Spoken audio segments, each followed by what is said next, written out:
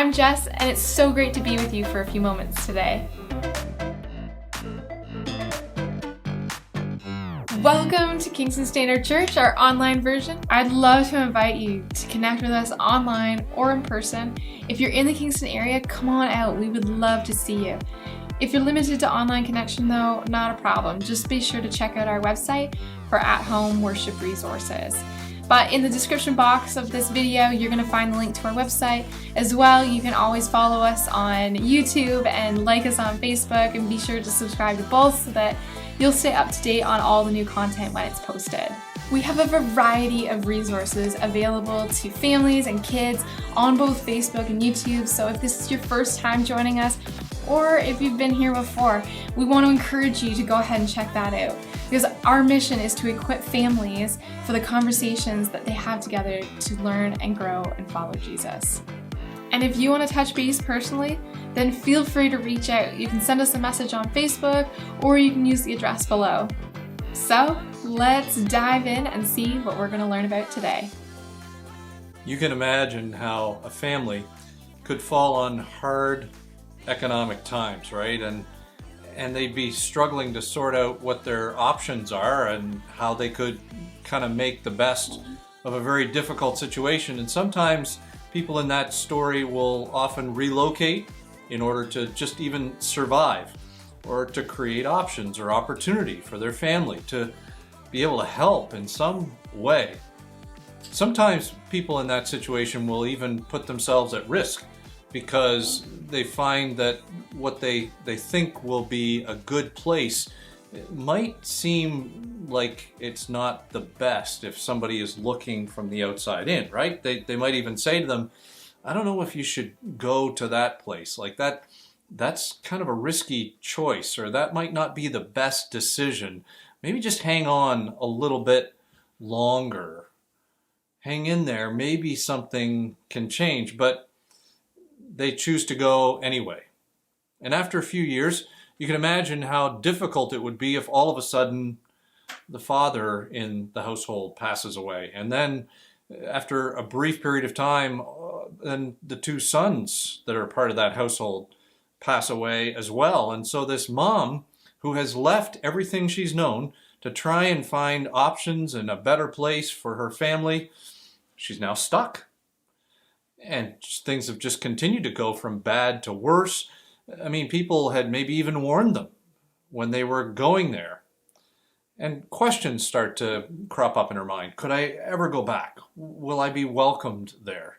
I mean, I really don't belong here anymore. Do I belong anywhere? You could imagine how frustrated and depressed a woman in that kind of a position would be. Any person would be. I mean, she's lost home, family, husband, sons. I mean, this stuff builds up in us over time when tragedy happens, and all of a sudden we find ourselves in this new normal that we didn't really expect. You've run into people like that. I mean, they've been in that situation, and they tend to kind of be a little bit angry, bitter, and often they drive people away. They're not at all pleasant to be around sometimes. And oftentimes you can find people in that situation choosing to stay isolated because they don't want to risk getting close after they've been hurt so badly. Now, the first time I landed in an impoverished country, the door to the plane opened, and even though I hadn't even left my seat yet, there was something in the air that was different. Something not good. It was actually quite awful. I found out later that it was the smell of burning trash. And trash in that country just burned everywhere. I mean, it was just piles on the side of the road, lit on fire. And there was no process of disposal or collection. And for most people in that country, they had become accustomed to it. They'd been so used to things burning like this that the smell didn't bother them anymore. They overlooked it. It was what they'd known. They didn't even notice it. It was their normal. But when you've experienced something different, oftentimes you can tell that it's not quite right. Relationships are a little bit like that, aren't they? I mean, sometimes you find that stuff builds up over time, whether it's grief or whether it's things that have happened day to day over a number of days. Stuff happens and people look around and things just don't look like what they used to look like. Something's wrong, but this is the new normal, and what do you do with that? This is not what it should look like. And sometimes with people we're closest to, whether it's a parent or a spouse, or whether it's somebody else in our family, children along the way. Well, things can build up over time. And in the same way things can go downhill, there are some beautiful things that can grow as well, because in everybody's life, changes in relationship, changes in our lives, they're just not done in a day. They're done daily. And there's a process that happens in our lives where relationships change over time. And oftentimes when we look back over a block of time, we see how they have changed. If we look back over a few months or a number of years, we see this has improved or this has declined significantly. And you end up living in the new normal because it just kind of crept up on you over time. It becomes what you're used to. But you know what? When I see the scripture today, I think that there might be a different normal that could be possible. And today we're really going to look at the role of kindness and how in the relationships that are closest to us, that there is a redemptive and powerful and life-giving kindness that God calls us to, that can be lived out even in a family, even in the people that we're closest to. You may be familiar with the account that we're going to read here in the Old Testament in the book of Ruth. And it begins in chapter 1 when it says, "In the days when the judges ruled in Israel, a severe famine came upon the land. So a man from Bethlehem in Judah left his home and went to live in the country of Moab, taking his wife and 2 sons with him. The man's name was Elimelech, and his wife was Naomi. Their 2 sons were Mahlon and Chilion. They were Ephrathites from Bethlehem in the land of Judah. And when they reached Moab, they settled there. Then Elimelech died, and Naomi was left with her 2 sons. And the 2 sons married Moabite women. One married a woman named Orpah, and the other a woman named Ruth. But about 10 years later, both Mahlon and Chilion died. And this left Naomi alone without her 2 sons or husband. Then Naomi heard in Moab that the Lord had blessed the people in Judah by giving them good crops again. So Naomi and her daughters-in-law got ready to leave Moab and return to her homeland. With her 2 daughters-in-law, she set out to the place where she had been living and took the road that would lead them back to Judah. But on the way, Naomi said to her 2 daughters-in-law, "Go back to your mother's homes, and may the Lord reward you for your kindness to your husbands and to me. May the Lord bless you with the security of another marriage." And she kissed them goodbye, and they all broke down and wept. "No," they said, we want to go with you and your people." But Naomi replied, "Why should you go on with me? Can I still give birth to other sons who could grow up to be your husbands? No, my daughters, return to your parents' homes, for I'm too old to marry it again. And even if it were possible, and I were able to get married tonight and bear sons, then what? Would you wait for them to grow up and refuse to marry someone else? Of course not, my daughters. Things are far more bitter for me than for you, because the Lord himself has raised his fist against me." And they wept together, and Orpah kissed her mother-in-law goodbye. But Ruth clung tightly to Naomi. "Look," Naomi said to her, "your sister-in-law has gone back to her people and to her gods. You should do the same." But Ruth replied, "Don't ask me to leave you and turn back.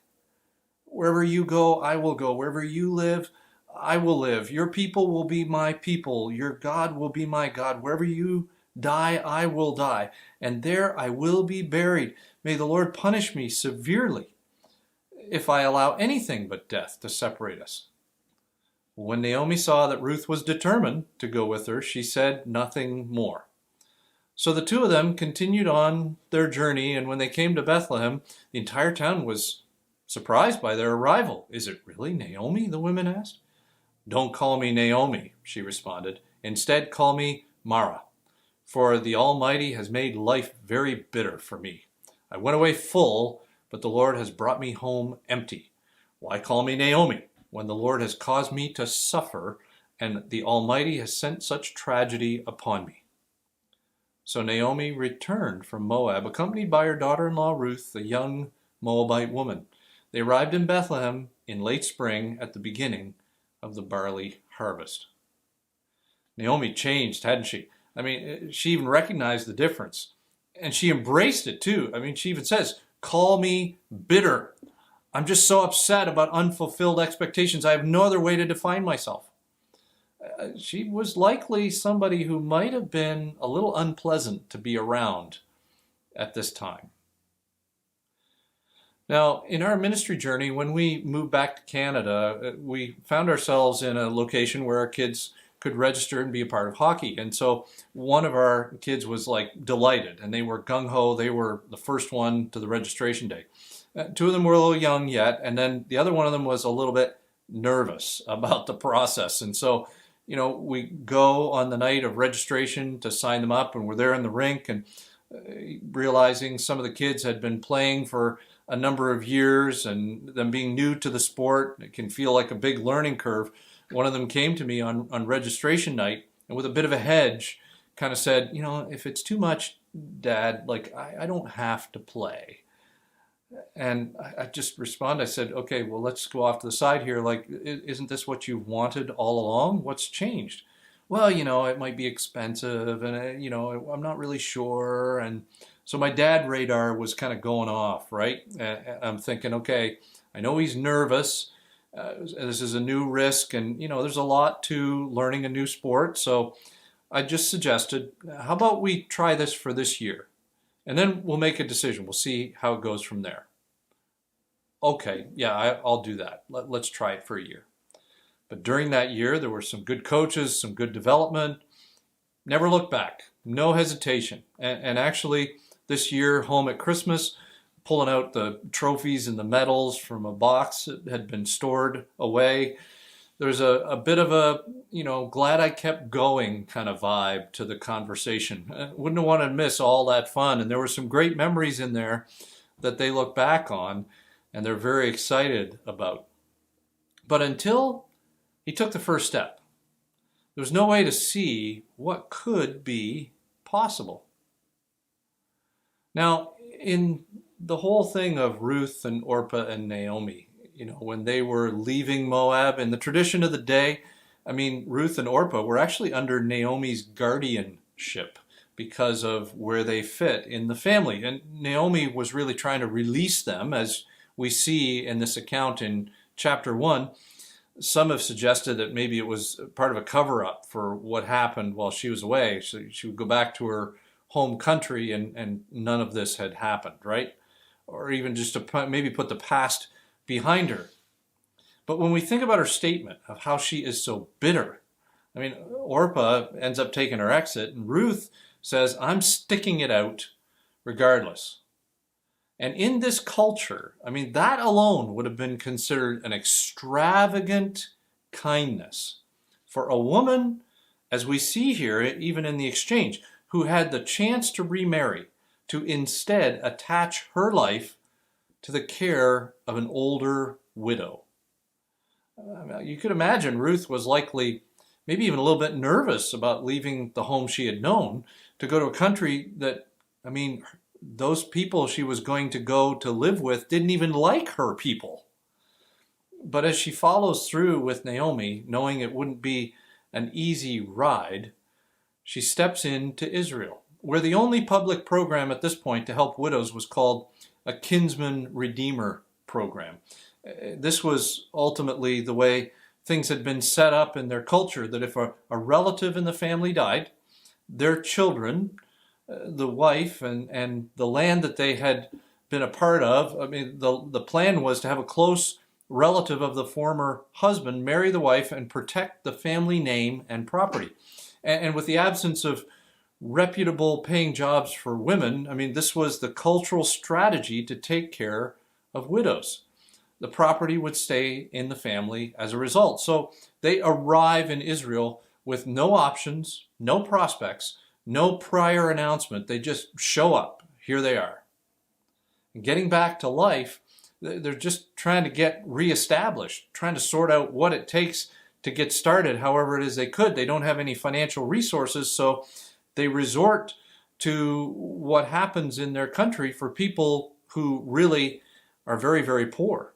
And what happens next is absolutely incredible, because they just so happen to arrive in Israel around the time of the barley harvest.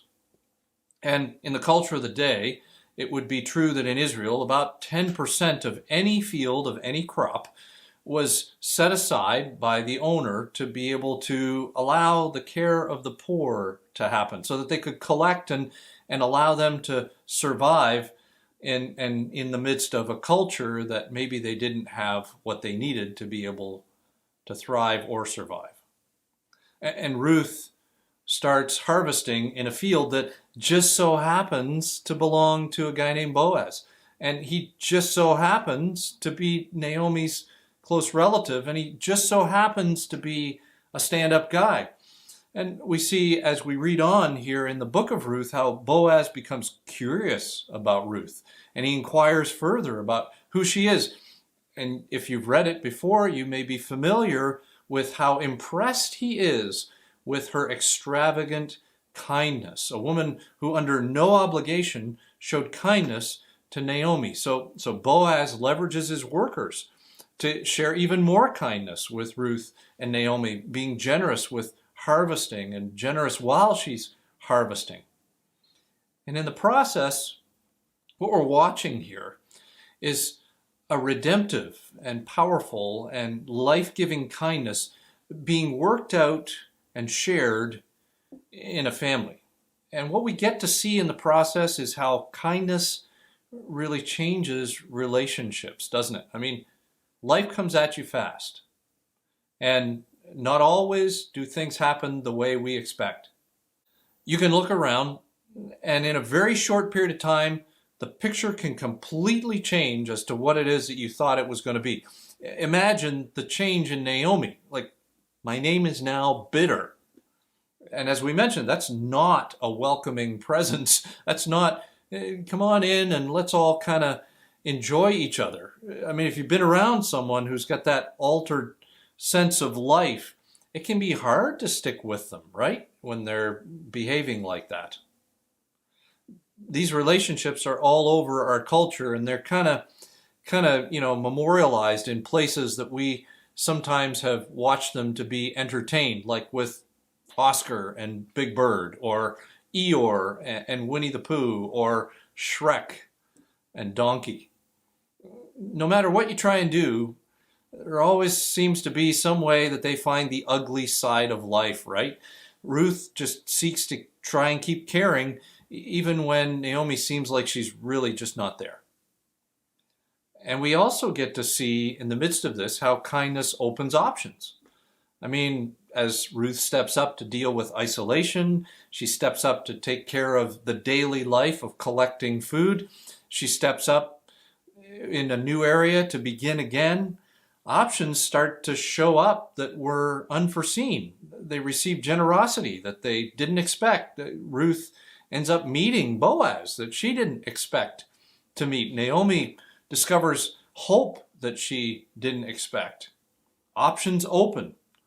And it started with the loyalty and kindness of Ruth, and how, the two of them were brought together in weakness, but Ruth finds strength in the initial kindness of sticking with Naomi, and over time, this discipline of continually being kind and providing for the two of them. Sticking with Naomi, they found options in the journey of kindness that they didn't expect. And, it's also encouraging as we watch this to see how kindness rewrites the whole story. We talked about the Kinsman Redeemer program and the concept and how it all kind of worked in the country of Israel. Here's Boaz, and he falls for Ruth. And Ruth is from a group of people that we expect would be completely forgotten from the scripture. In fact, the Moabites were enemies of Israel because of something that happened years and years ago. God had said they wouldn't be accepted for generations. This is big stuff for her to be included here in this account, because Ruth, who is a Moabite, is now, as a result, included in the line of kings. If you look ahead, you discover that she and Boaz are the great-grandparents of King David. And that also puts her in the family line of Jesus as well. So here they thought that this picture of life was so broken that this was going to be this new normal, their destitute life. And although some of the decisions seem rather mundane, they weave together to become part of God's grand story of redemption. God's providence is woven throughout this whole book in the context of choices people make to show kindness and loyalty. And it brings restoration. It's cool to see how God works in the day-to-day hardships and joys of life, and the impact of kindness in opening options, in rewriting the story, in changing the relationship. I mean, it certainly didn't remove the past, but it sure presented a brand new future. And this is all in the context of a family. And until Ruth really took that first step, there was no way that she could have seen what was possible. So sometimes, as we think about it, sometimes the people that are closest to us are often the easiest to overlook, and we just kind of have gotten used to things the way they are. Stuff piles up, and whether it feels hopeless or whether it feels like this is normal, sometimes we can even get like Naomi, right? I'm just bitter over all that's happened. God weaves together the faithful obedience of his people to bring about his redemptive purposes in the world. The book of Ruth actually invites us to consider how mundane decisions in our lives are weaving together into God's purpose and plan in the context even of our family. And it won't remove the past, but kindness can present a new future. So again, as we look around at our current reality, the stories we're connected with, we may even wonder, well, what do I do to start? We may even kind of question what a preferred future could look like. And it may be kind of nerve-wracking, maybe even kind of nervous to think about what it might mean to get started or to even keep going through that. But today, could the book of Ruth help us to see the redemptive, powerful, and life-giving kindness that Jesus calls us to live, and how it can make a difference even amongst the people that we're closest with? Imagine for just a moment if we would give God the opportunity to work in our relationships, to open options, and to maybe even rewrite some of the story. What would it take to demonstrate that kind of kindness? You know, sometimes we wonder what it even takes, and how it takes it out of us to show that kind of kindness over time. It just is very difficult. And what is it that makes it so difficult to show that kindness to the people we love the most, the people that are closest to us?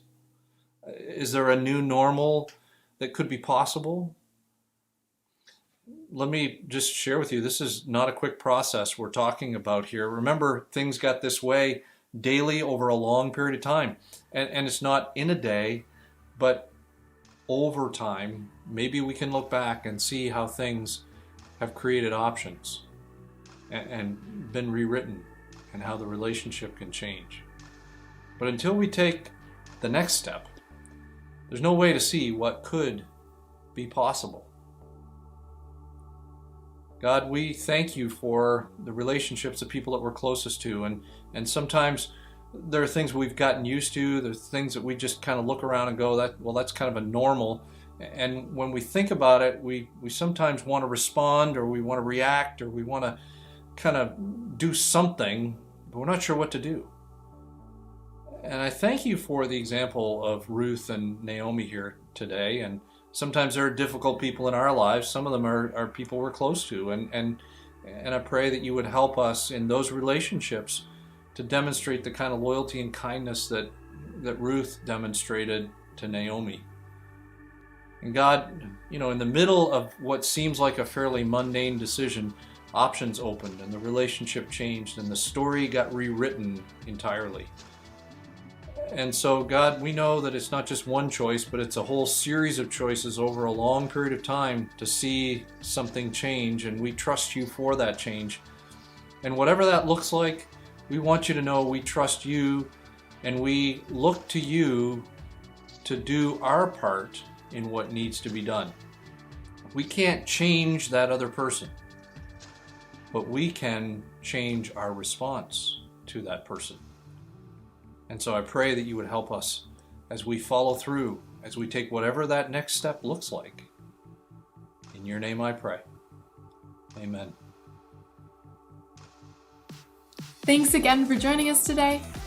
Be sure to subscribe to our YouTube channels, or if you're watching this on Facebook, then you can like and follow us there. And it would mean so much to us if you took a moment to comment, like, and share this video so that others are able to enjoy it as well. And hey, if you're in the Kingston area, come on out. We would love to see you. Please know though that you are loved and that we're praying for you. And we certainly appreciate your prayers too. We'll see you soon.